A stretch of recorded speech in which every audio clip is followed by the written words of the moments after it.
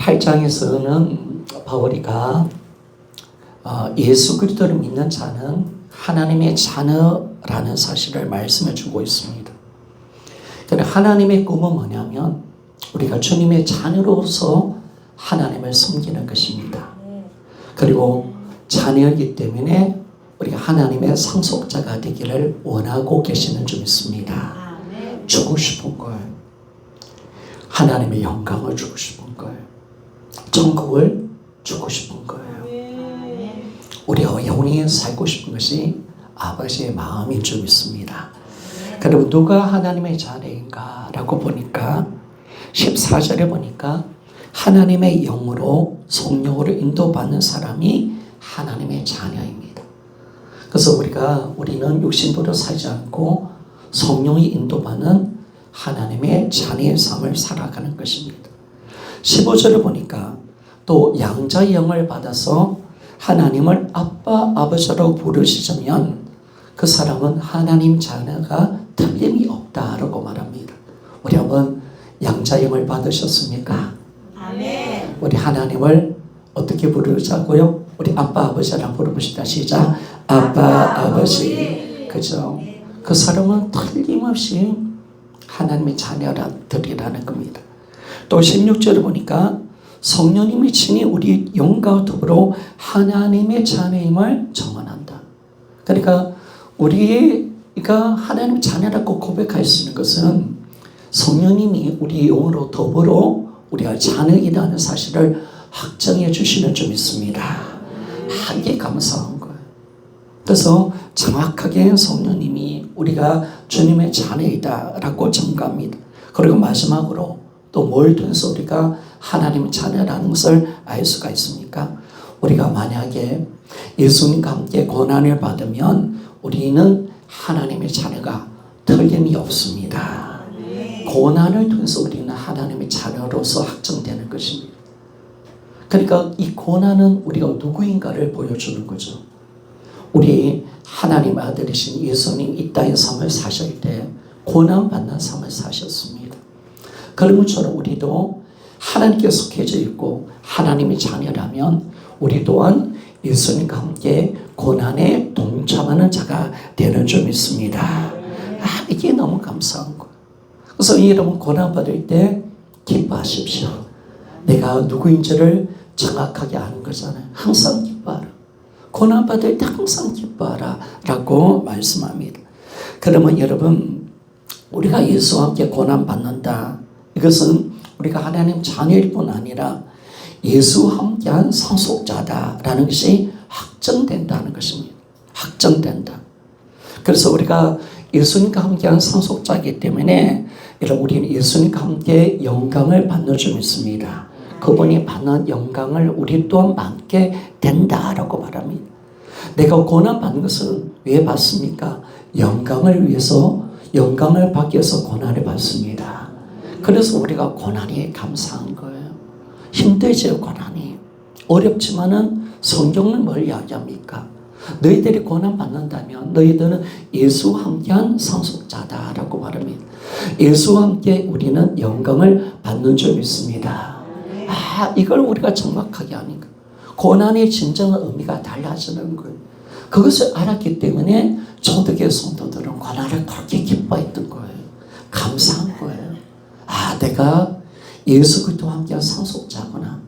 나는 이제 고난도 함께 주님과 함께 받으니까 반드시 영광도 반드시 함께 받을 것이다 라는 믿음을 갖고 있었기 때문에 그들은 고난을 기뻐하며 살아갔다는 것입니다. 여러분 그렇기 때문에 우리가 오늘 본문은 무엇으로 시작하냐면 18절 말씀 보십시오. 생각하건대 라고 그렇게 말합니다. 생각하건대. 여러분 이 생각한다는 것은 이 말은 그냥 생각한다는 의미가 아니라 충분히 따져보고 계산해서 신앙적인 결론을 내린다는 것입니다. 신앙의 결론을 내린다. 충분히 생각했다는 거예요. 계산해봤다는 거예요. 그리고 마지막 결론적으로 이야기합니다. 그 결론이 뭡니까? 성경이 이렇게 말합니다. 현재의 고난은 우리 장차 우리에게 나타날 영광과 비교할 수 없도다. 믿습니까? 충분히 생각했다는 거예요. 충분히 계산했다는 거예요. 그래서 결론적으로 이제 말하겠다는 거예요. 생각하건대 현재의 고난은 장차 우리에게 나타날 영광과 비교할 수 없도다라고 바울은 결론을 내리고 있다는 것입니다.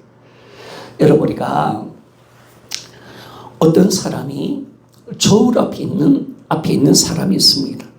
이 사람 앞에 저울이 있습니다. 그런데 이 한쪽의 저울에 고난이라는 것이 실려져 있습니다. 올려져 있습니다. 그런데 여러분, 고난은 무거운 거잖아요. 그러면 한쪽에 이 고난을 보니까 와, 이 고난 참 무거운 것이네, 힘든 것이네 라고 생각할 것입니다. 그런데 그 다음에 다른 한쪽에 보니까 앞으로 우리가 받을 영광의 이 무거운 것들이 올려져 있습니다. 그렇게 되면 어떻게 되냐면 고난이 아무리 무거울지라도 우리가 앞으로 장차 나타날 영광은 그보다 더 큰 것인 줄 믿습니다. 그렇게 되니까 이 고난의 저울이요, 고난이 가벼워지는 것을 우리가 보게 된다는 것입니다. 고난 그 자체로 본다면 무거운 것입니다. 그러나 우리가 받을 영광을 바라보니까 고난은 가벼운 것인 줄 믿습니다. 깃털처럼 가벼워진다는 거예요. 바울은 이걸 지금 이야기하고 있습니다. 이걸 이야기하고 있습니다. 대조해 보니까 여러분, 우리가 이 고난을, 우리 기독교는요, 고난을 가볍게 보지 않습니다. 가볍게 보지 않습니다. 오늘 바울은요, 야, 고난은 가벼운 거야. 그리고 고난은 그냥 지나가는 거야. 그리고 바울은 또 이렇게 이야기도 하지 않습니다. 힘내십시오. 얼마 있으면 참 좋아질 것입니다. 라고 거짓 유선자가 아니라는 것입니다. 그런 말을 하고 있지 않다는 것입니다. 바울은 지금 뭘 이야기합니까? 너희들에게 있는 지금 실제로 받는 그 고난, 그거 참 무겁다. 고통스러운 것이다. 그리고 무서운 것이다. 라고 말합니다. 그러나 너희들이 이 고난 속에 무게를 느끼고 차마 견딜 수 없을 정도로 힘든 것을 느낄 때 반대쪽을 바라보라는 거예요. 반대쪽을 바라보는, 앞으로 나타날 영광을 바라보아라 라고 말합니다. 그러면 여러분, 우리는 우리가 받을 영광으로 고난을 넉넉하게 이기는 줄 믿습니다. 이걸 성경은 정확히 말씀해 주는 거예요. 고난, 우리가 이 고난이 아무리 클지라도 앞으로 나타날 장차 영광은 그보다 훨씬 더 크다. 비교할 수 없도다 라고 말했어요. 비교조차가 안 된다라고 말씀합니다.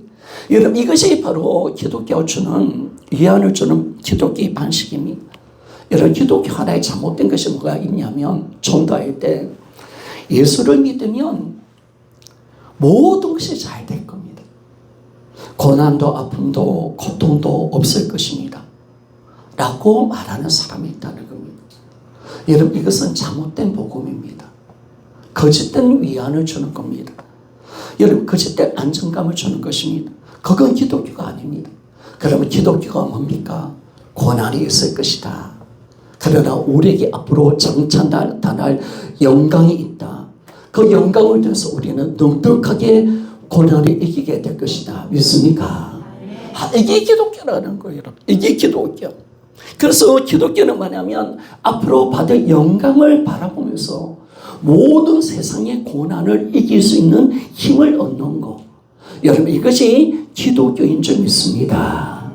그러니까 여러분들이 앞으로 내가 받을 영감을 우리가 안다면, 내가 손해보는 거, 내가 지금 억울한 일을 당하는 거, 내가 지금 하는 핍박을 받는 거, 그거 넉넉하게 이겨간다는 거. 하나님은 우리를 인도하시는 것을 우리가 볼 수가 있습니다. 그래서 바울은 이제 한 가지 결론을 내립니다. 현 시점에 겪는 고난이 어떤 것이라 할지라도 그 고난은 우리에게 나타날 영광과 비교할 때 아무것도 아닌 것인 줄 믿습니다. 따라합시다. 아무것도 아닙니다. 이걸 이렇게 이야기하는 거예요. 고난이 아무리 클지라도, 앞으로 우리에게 나타날 장차 영광을 우리가 생각하면 그 고난은 아무것도 아니다. 비교가 안 된다라고 그렇게 말합니다. 여러분 분명히 기독교는 고난을 우리가 고난 안 받는다라고 말하지 않습니다. 우리가 뭐 고난이 경감된다라고 말하지 않습니다. 그거 다 이단들이 하는 소리입니다. 거짓된 위안을 주는 것입니다. 지금 고난은 분명히 무겁다. 그러나 장차 받을 영광과 비교할 때 비교조차 될 것이 아니다. 믿습니까? 이게 기독교입니다. 여러분. 성도 여러분, 고난은 실제잖아요. 우리가 예수 그리스도를 믿는 것 때문에 손해보는 거 실제잖아요. 우리가 빼앗기는 거 실제잖아요. 욕을 듣는 것도 실제입니다. 아픕니다. 힘듭니다. 그런데 우리가 왜 이겨갈 수가 있습니까? 우리가 영광을 바라보기 때문에 이길 수가 있습니다. 참 이게 너무나 감사한 거예요. 이게 그래서 천국의 영광. 우리가 받을 그 영광을 바라봤기 때문에 초대의 성도들은 어떤 핍박도 어떤 고통도 심지어 순교의 자리까지 모든 것을 이기고 또 이기고 이기는데 어떻게 이기느냐? 넉넉히 이깁니다. 여러분 우리가 넉넉히 이긴다라고 말합니다. 우리를 사랑하시는 그분으로 말미암아 우리는 넉넉하게 이깁니다. 그러니까 신앙은요 강건히 이기는 신앙이 아니에요. 여러분 우리는 넉넉하게 이깁니다. 자, 이게 우리 신앙이라는. 왜? 우리 영광을 바라보니까. 그거 아무것도 아니잖아요. 우리가 지금 고생하는 거 아무것도 아니잖아요. 왜? 앞으로 갚아주실 것이니까. 그게 너무 큰 거니까. 그 영광을 바라보니까. 내가 누릴 그 영광을 바라보니까 지금 당하는 거, 고통 아무것도 아니다. 라고 말할 수가 있는 것입니다. 여러분들의 왜 인생의 무게가 힘들고 느껴집니까? 왜 이것이 아깝다고 생각합니까? 어쩌면 복음이 가려져서 그렇습니다. 내가 장차 받아야 될 영광, 여러분 우리가 바라보기를 원합니다. 그걸 바라봐야 돼요. 우리는 천국을 얻는 믿음을 가지고 세상을 이기는 거예요. 포기하는 거예요. 내가 앞으로 받을 영광 때문에 포기하는 거예요. 너무나 가치가 거기 있기 때문에. 그래서 그것을 아파하지도 않고 힘들어하지 않고 뭐 우리가 예수 그리스도 믿는 것 때문에 막 힘들어한다, 막 아까워한다. 여러분 그건 신앙이 아니잖아요. 여러분. 그 신앙이 아니잖아요. 매를 맞는다, 힘들다, 너 돈이 뺏긴다, 아깝다. 그건 기독교 신앙이 아니잖아요. 왜 그렇습니까? 우리에게 앞으로 나타날 영광이 있습니다. 여러분 그 영광 바라봅시다. 앞으로 제가 보니까 고난에 대한 설교를 좀 많이 해야 될 것 같고 계시록 설교를 분명히 해야 되겠다라는 것들이 자꾸 옵니다. 고난이 앞으로 올 겁니다. 여러분 실제가 될 겁니다. 쉽지 않는, 지금까지는 편안하게 예수를 믿었지만은 뭐 그렇게 큰 고통은 없었잖아요. 그런데 이제는 본격적인 고난의 때가 얼마 남지 않았습니다. 그러면 그 영광을 바라보지 않은 사람들은 그 고난 때문에, 그 고난의 무게 때문에 넘어지는 거죠. 그러나 예수 그리스도의 영광, 우리가 앞으로 받아야 될 썩지 아니하는 저 영원한 것, 그걸 바라보는 사람은 고난을 이기고 믿음으로 승리하는 줄 믿습니다. 이게 너무나 감사한 거예요. 지금 때가 그때가 왔습니다. 여러분. 지금 분명히 그때로 좀 가고 있습니다. 그래서 우리 믿음을 단디 준비하고 가는 겁니다. 그런데 오늘 두 번째 보니까 여러분 이 바울은 개인의 고난을 넘어서 우리 구원이 뭐냐면 창조 세계 전체로 확장된다라고 그렇게 말씀을 하고 있습니다. 우리 19절 한번 읽어볼까요? 19절 같이 한번 읽어보기를 원합니다. 시작. 피조물의 고대한 바는 하나님의 아들들이 나타나는 것이니 아멘. 여러분 이 피조물이요, 이 보니까 고대하는 것이 있대요. 하나님의 아들이 나타나는 것이다 라고 말합니다. 여기서 피조물이라는 것은 뭐냐면 천사와 인간을 제외한 모든 창조 세계 전체를 말하고 있습니다.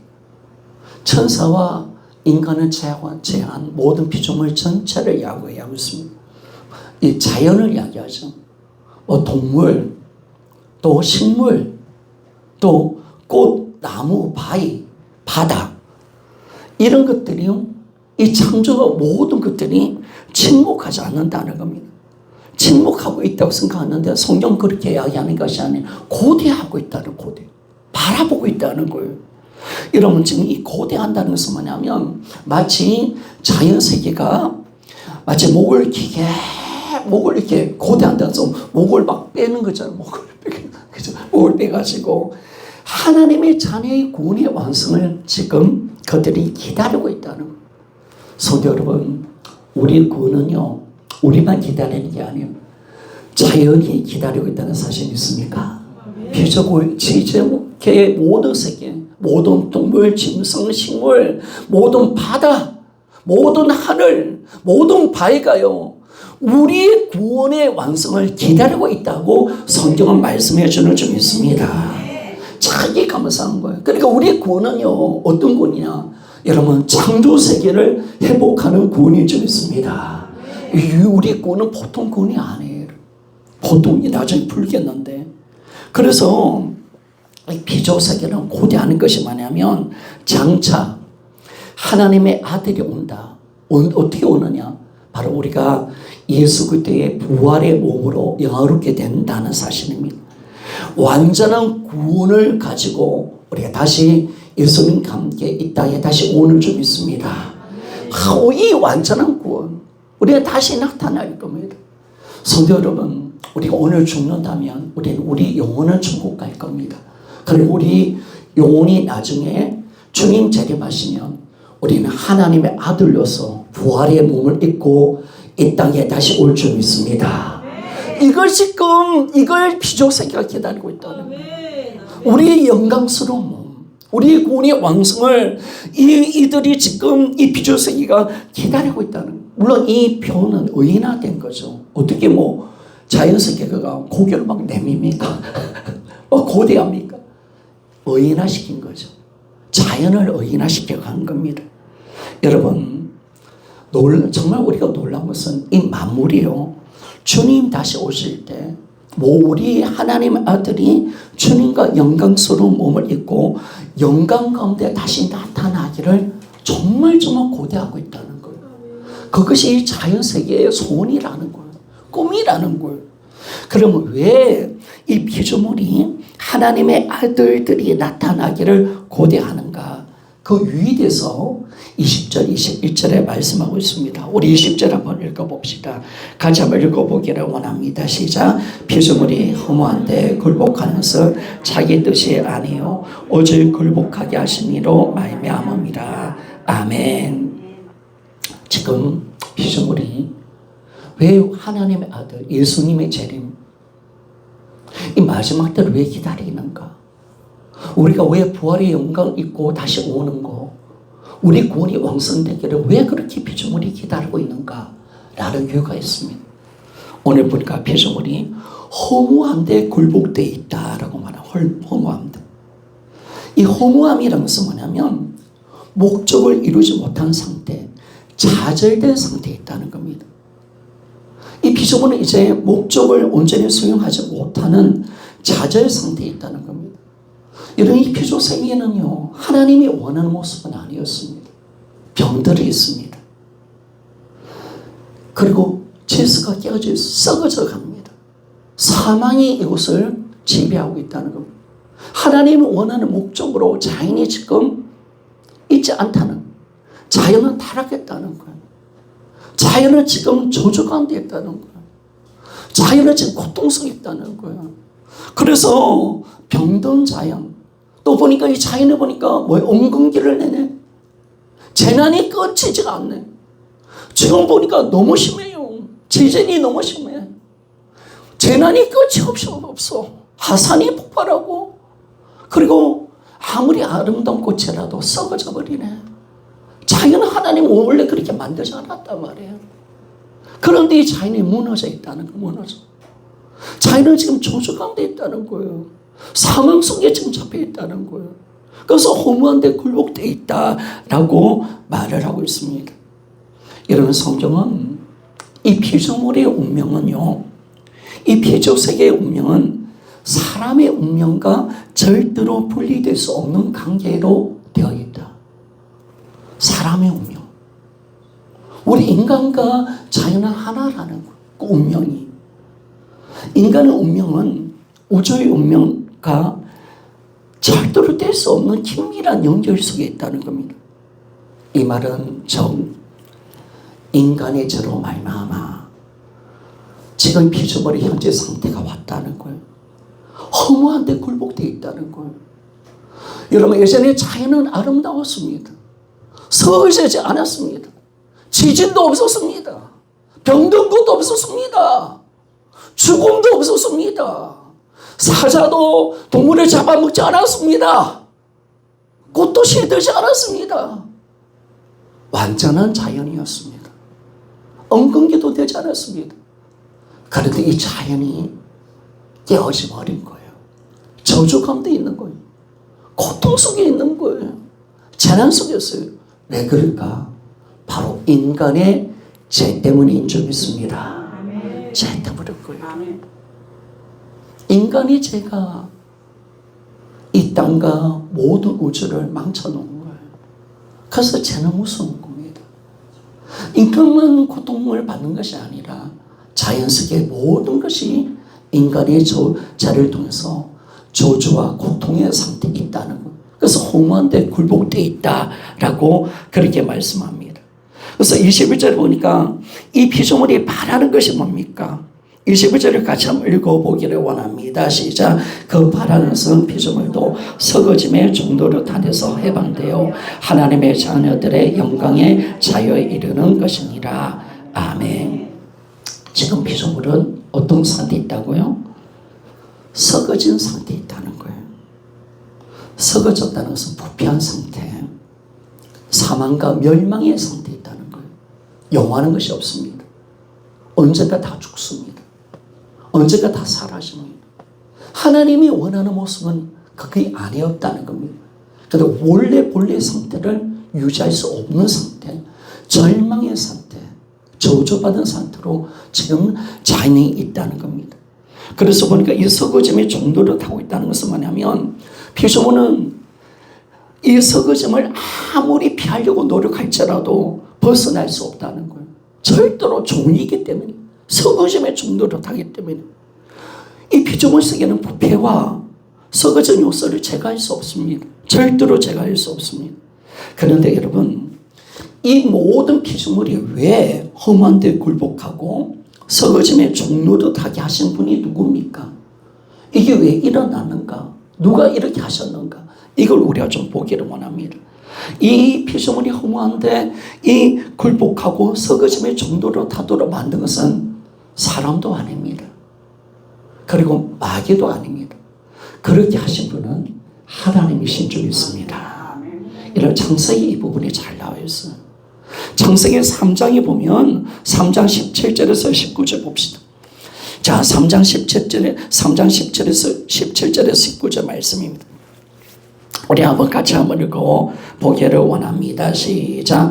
아담에게 이르되 내가 내 아내의 말을 듣고 내가 내게 먹지 말라 한 나무의 열매를 먹었은즉 땅은 너로 말미암아 저주를 받고 너는 평생에 수고하여 그 소산을 먹으리라. 땅이 내게 가시덤불과 엉겅퀴를 낼 것이라. 내가 먹을 것은 밭의 채소인즉 내가 흙으로 돌아갈 때까지 얼굴에 땀을 흘려야 먹을 것을 먹으리니 내가 그것을 참을 입었습니다. 너는 흙이니 흙으로 돌아갈 것이니라 하시니라. 아멘. 여러분, 땅이 왜 저주받은 겁니까? 왜 엉겅퀴가 나온 겁니까? 제가 농사를 좀 지어보니까요, 저도 농사 지은 사람인지 여러분 아십니까? 어릴 때 배추 농사, 우리 부모님 산을 개간해야죠. 또 전도사 때는 기도원이 있어서 저 고추 농사를 지었습니다. 그런데요, 이게 만만찮아요. 이게요, 엉겅기가 얼마나 오는지. 가만히 있어도 이게 자풀이요. 엉겅기가 얼마나 이게 아무리 갈아엎어도 안 돼요. 농약을 세게 뿌려요. 정말 농약. 이게 농약 무섭더라고요. 지약보다 농약이 더 무서운지 압니까, 여러분? 농약은 먹으면 사람의 피부가 다 녹아버려요. 그 정도로 뿌려야 농사를 짓더라고요. 끊임없이 잡초를 뽑아야 돼요. 얼마나 엉겅기가 많은지. 여러분, 땅이 저주를 받아서 그런 점 있습니까? 우리의 죄 때문에 그런 거예요. 우리의 죄 때문에 그런 거예요. 그래서 땅과 피조물은 인간의 죄 때문에 저주를 받았습니다.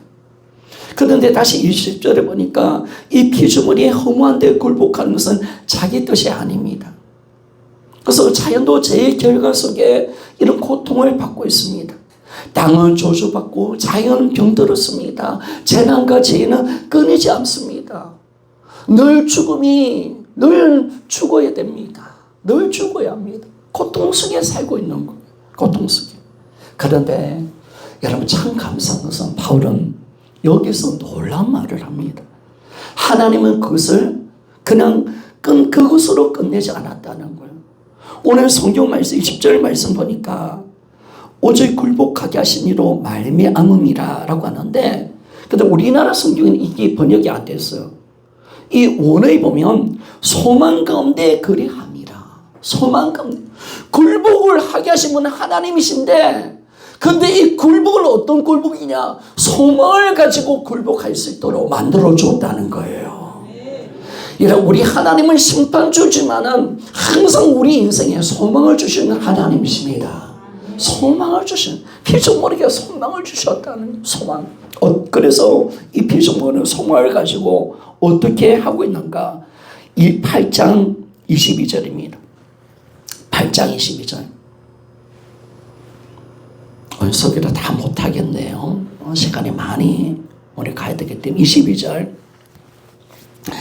자, 같이 한번 읽어보기를 원합니다. 시작. 피조물이 다 이제까지 함께 탄식하며 함께 고통을 겪고 있는 것을 우리가 아느니.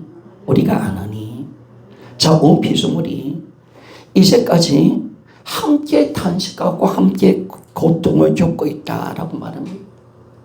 이 고통 속에 신음한다는 이 말은 죽음의 신음이 아니라는, 피조물이요, 하나님이 보시기에는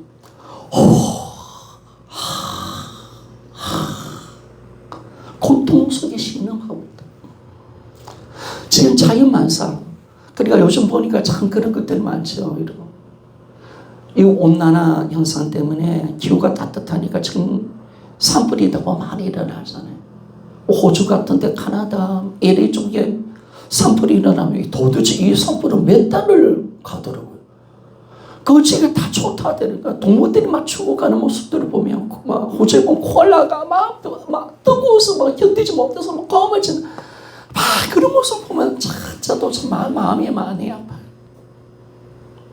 자연이 기무너져 있구나.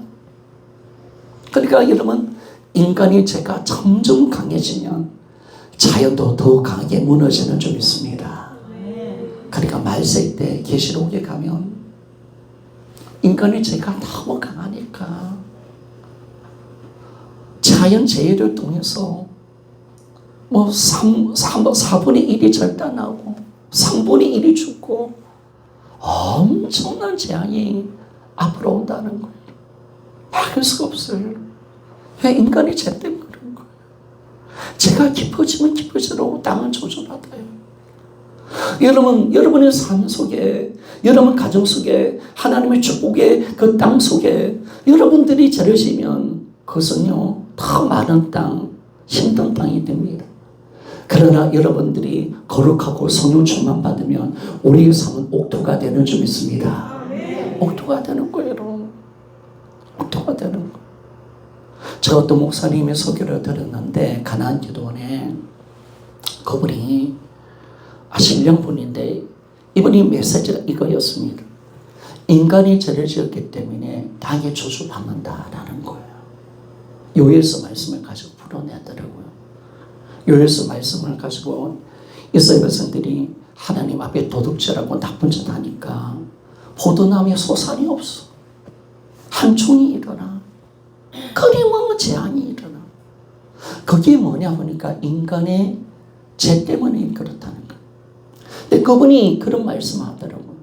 여러분 예전에 한때 아프리카에 에이즈가 많이 일어났잖아요. 에이즈 시작이 아프리카에서 일어난 겁니다. 그리고 이 아프리카 보니까 지금도 많은 고통을 받고 있지만은 아프리카 기근이 너무 심합니다. 근데 그 기근의 시작이 뭐냐라고 에이즈라는 거예요. 아프리카 반 정도가 동성애하고 엄청난 죄를 졌다는 거예요. 그러니까 그분의 논리는 그거예요. 인간의 죄로 말미암아 모든 이 자연이 파괴되고 우리 삶이 조주가 없다는 거예요.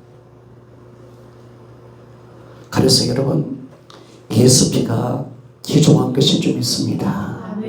피가 기종하면 나의 삶에 절대로 죄가 들어오면 안 돼.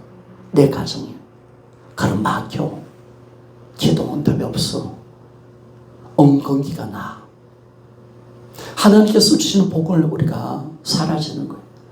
그래서 여러분의 삶 속에 참 하나님의 주된 심정으로 말씀에 순종하는 삶을 살아갑시다. 아멘. 예수 피가 날마다 흐르기를 원합니다. 아멘. 그게 정말 중요해요. 그래서 이 메시지를 주는데 여러분 맞습니다 여러분. 그런데 이 고통은요 그래도 정말 주님이 감사한 것은 이 자연에게 이 고통을 주었지만은 굴복하도록 만들어주고 썩어지는 종로를 가운데 고통 속에 주었지만 소망도 또한 주십니다. 그래서 고통 속에 신음한다는 건데 단식한다는 건데 이 고통은 죽음의 신음이 아니라 해산의 진통이라는 거예요. 해산의 진통. 여러분 우리 아들이 다니는 작은 아들이 다니는 병원이 어떤 병원입니까? 그 유명한 일신기도 병원입니다. 몰랐어요.